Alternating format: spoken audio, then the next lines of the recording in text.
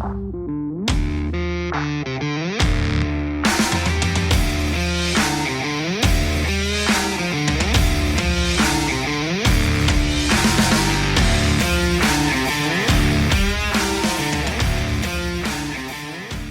guys, it's Junior. Welcome back to my channel here at Horsepower Warehouse. We are going to go over yet another shop update today. I've had a lot going on this week, but in particular, I want to talk with you guys about some of the nightmares that we have found underneath the carpet kits of these classic Corvettes in particular. Almost every single one I've done a carpet kit in. I shake my head because there's something involved in these classic car carpet kits that I don't endorse, I don't like, and I rip out immediately on all of my own cars. So come with me. Thank you guys for joining me yet again. First and foremost, Dusk Pearl 57 Bel Air is sold. A young lady actually purchased this, which I think is super, super cool. She is going to drive it. She wanted us to do a power steering conversion. I don't know if you guys are familiar with these cars or not, but the power steering pump actually shares the bracket with the front motor mount. So you guys can see this is the motor mount, power steering pump. It is one integral bracket. So when you buy a kit for these, they don't necessarily tell you that you're gonna need that. Secondary issue is when you go to a CPP style power steering gear like this bad boy right here, it's about 4 inches longer than your factory gear, which means you're going to have to actually take the column out and put a shorter column in. You can see the factory column here. This one is an automatic car, so it's got the shifter on the column. We actually had to shorten the column. Well, you can either shorten it or you can buy a shorter column. With this one, we just chose to buy the correct shorter column that accommodates it direct from Speedway. It's a lot faster, comes powder coated, and more importantly, I could get it done in a day versus having to modify this column. So something that we ran into with this car, but say bye-bye to it, ladies and gentlemen, because she is sold. You may see her riding around here in Sarasota, Florida. Like I said, a young chick bought it. I'm super happy about that because it's pretty rare that a young lady has her stuff together, I guess, enough to buy a car of that quality and actually want to drive it. They're considering putting air ride and bigger mob steel or US wheels or US steel wheels on it. So pretty interesting. I know some of you guys aren't going to like to hear that it's going to be modified a little bit, but just an absolutely gorgeous car. And I say, you know, if that's what they want to do with it, God bless them. You know, that's as long as it gets driven and it gets a whole new lease on life. This car is going to create more memories, and that's what it's all about. Let me show you back in the shop. You can see my Marlboro Maroon car just got wet sanded and buffed. I have a car cover. In case you guys are curious, the brand of covers that I use, not a paid endorsement at all. It's just I've had comments about, you know, you guys see my plastic covers that I have on all of my cars. That's what I like to use. I was going to paint the engine bay as promised last week on this, but I only have about a quart of the paint that I use. And the reason that I like to paint everything at once, it doesn't matter what color it is, temperature and humidity play a major factor on how the paint, how much sheen, how it lays out, so on and so forth. When I do my painting work, I want it all to be done at the same time. You can't do partial and then pick up, you know, the next week, because the difference in temperature and humidity plays a major part in how the stuff lays out. So once I get another gallon of the stuff that I'm going to use, I like to use a nice 2-part hot rod. It's actually satin black is what I use in my engine base. But that's coming together. This is the main purpose of today's video. You can see I have my trophy 66 427 here. I promised also I would show you guys the engine bay last week. Well, ta-da.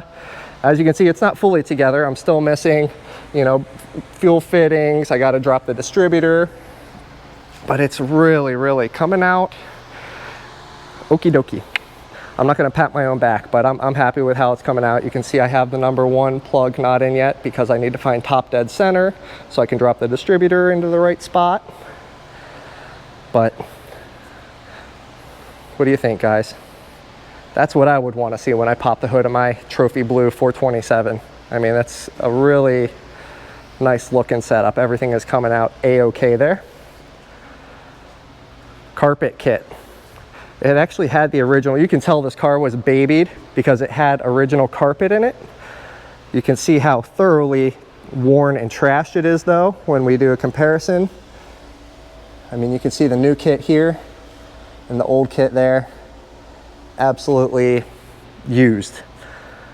Usually when we get these cars in, they've been replaced at least once.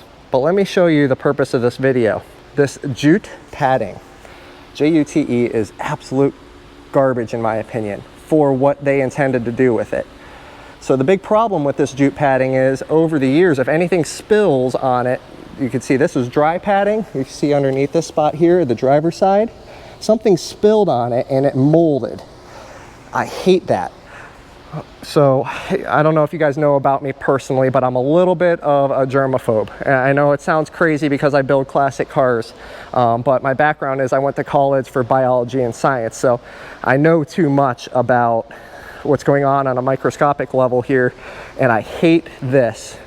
So what do? I rip it all out. You can see more of it in the trash can here. You can see more of it underneath the old. And you can see all the different colors in the jute padding. All this is recycled material. It's recycled fibers that they pressed all together. So it's really like an economy thing to begin with, but what they're intending for is sound and thermal insulation. All I really find that the jute padding is good for is actual padding. It gives it more of a padded, luxurious feel on the carpet. The downside of it is it makes it impossible to lay the carpet out flat. So when I put in my carpet kits, you can see this kit, it's molded. So you can see this little piece here. That is going to fit perfect into this area, right? It was actually molded for that. When you put a jute padding underneath it, it makes it so that it cannot get real tight into that radius. I'm a real stickler about my carpet kits sitting flat, not being bunched up. I know if you guys have seen classic cars interiors, you've had to have seen a poorly installed carpet kit, because a lot of people really don't take pride in craftsmanship when they install these things. It's aggravating if you don't know what you're doing, and you almost always come out with a poor product. I scraped the crap out of this. You see all that jute padding there? My scraper. This is probably 2 hours of scraping so far. I probably have another solid hour to go before I get all of that out to where I'm content. I have a vacuum cleaner. I'll keep vacuuming as I go. Once I get all that jute crap out of there, and excuse my language, but I hate that stuff, I will move on to my steamer. So my little Wagner steamer, this guy, lighter up, instant steam on demand. I will steam everything and scrape, get it all out as good as possible. This kind of gets all the loose dirt off, everything that just a vacuum cleaner can't accomplish by itself. I'll go over the whole thing with a steamer. This is also my first sanitizing step. I will follow up the steamer with either Lysol or Microban or some sort of chemical sanitizer. I like to sanitize all my surfaces underneath there. It makes the car smell a lot better, and it kills any microbes, anything that's going on underneath the floor. Again, I'm kind of a germaphobe in that sense. After it's all dry, I will run this guy. This is my Ozone Machine. So the Ozone Machine, the purpose of this is to kill anything that is up under the dash, in the heater box, in any air pockets in the car. So I run that for a full 60 minutes. It's on a timer. I will ozone the crap out of the car, and then of course let all of the ozone dissipate, because you really don't want to be breathing that stuff. But what that does is it sanitizes the entire inside of the car. So that way I'm happy with that. Okay, so now we've got a clean, sanitized, prepped surface. After that, I'm going to lay down my sound deadener. I use two different types of sound deadener. Well, two different types of deadener. One is sound. This is a butyl rubber base. Now this is Kill Mat. You can use Duramat, whatever brand you want. They're all the same, guys. It's butyl rubber. It comes in different thicknesses. This is 80 mil, so this is kind of on the thicker side. You can even go thicker than that, but it's butyl rubber. I don't care what the manufacturers say, it's all pretty much the same product. It's butyl rubber with foil on top. This is excellent for low frequency sound deadening. With the classic cars, that's where you want to be at. Low frequency is most of the noises you're going to hear. You can even go above and beyond that and do a high frequency sound deadening, which is basically just a foam. But I don't do that in my cars for a couple of reasons. Number one, classic cars don't make that much high frequency sound. Number two, it adds a thickness underneath the carpet that I'm trying to stay away from. Because remember, with the jute, we got that huge thing underneath your carpet that wants to clump it up. And it's not conductive to your carpet laying down beautifully. And I just don't see the biggest need to do it. So I stay with this. I do the thicker, low frequency, butyl-based sound deadener. Then on top of it, I'm going to use a product like this. Again, you can find a ton of different manufacturers of this stuff. This is Zergo Ultra Matte, quiet and cool. Basically, this is my thermal deadening. So all this is foil with, you can see the kind of packing bubble type deal that's going on here. It's not super fancy stuff. This is glued on top of my sound deadener that I use, and this is an excellent thermal insulation. I like to use two different products because they each, you know, kind of have their own purpose, but I highly recommend using this at least in the complete transmission tunnel area, because that's where a lot of heat is going to come through, is transmission tunnel area. And remember, you have exhaust that's running here underneath the car. So this whole area is kind of where I will do it. I mean, I go above and beyond and kind of do the entire floor area with the thermal, and then the sound deadening, I do dang near the entire car. Everything that has carpet over it gets the sound deadening. So kind of curious what your guys thought about this, about my process. I mean, I've went through the ringer with trying different stuff and, you know, seeing how effective it is. This is not the easiest way to do this. I'll tell you what, guys, grabbing that scraper and scraping out this nasty crap, that's why I hate jute so much. I've really developed a scorching hatred for the stuff just because it gets so nasty underneath the carpets. Once again, thank you, ACC, for making a fantastic carpet kit. Again, not a paid endorsement. I just love using their stuff because it lays down flat. It makes my job look that much nicer. When I use a quality product, I highly recommend them, at least for Corvettes. I do a lot of Corvettes, so I can't testify about their other carpet kits, how well they fit, but yeah. So wanted to kind of show you guys where my head is at with the interiors of these cars. Oh man, we're already at 12 minutes. I got to get going here. I try to keep it at 10 minutes for you guys so I don't bore you. 64, 365 horse coming together. My frame off car, the black one, already sold. I'm sorry for you guys that were kind of waiting for me to finish it.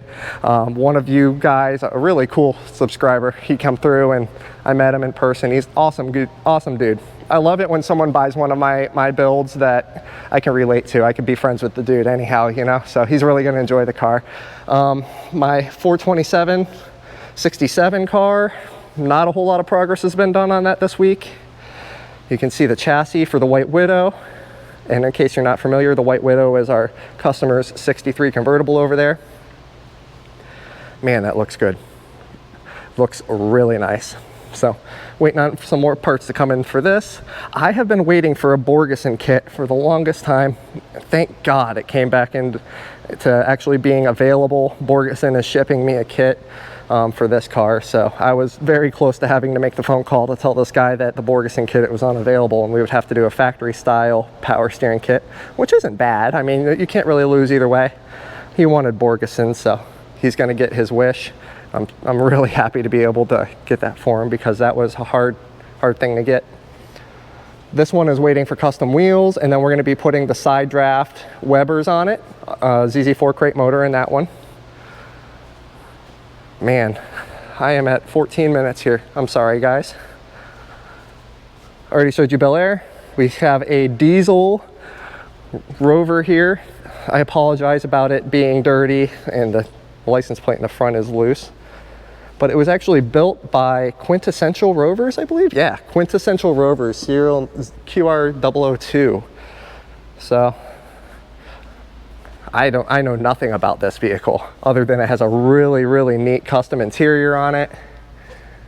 Looks like they did a pretty neat job on the build. I love that it's diesel. I love that it's got the off-road setup on it. Nice truck. I love diesel Rovers. Anyhow, thank you guys so much for joining me. I promise I'll have something completely different to show you guys next week. We're going to be making a lot of progress here in the shop, so stick with me. Thank you so much, and until next time, take care.